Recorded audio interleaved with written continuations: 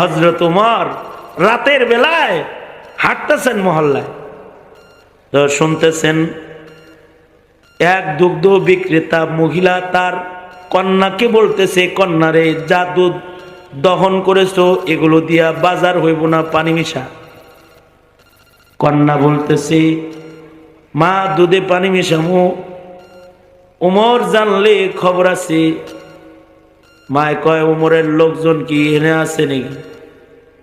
ওমর কি ঘরে আছে নাকি? ওমরের লোকজন আছে নাকি যে দেখবে আর ওমর আমাদের ডেকে বিচার করবে? মিশায় দে। কিন্তু মেয়ের ঈমান বড় মজবুত। মেয়ে বলছে, মা ওমর নাই, কিন্তু রাজার রাজা আল্লাহর চোখ তো দেখতেছে, রাজার রাজা আল্লাহর সাংবাদিকরা তো লিখতেছে। আল্লাহু আকবার কবিরা। মা অন্ধকারেও মিলাইতে পারো না।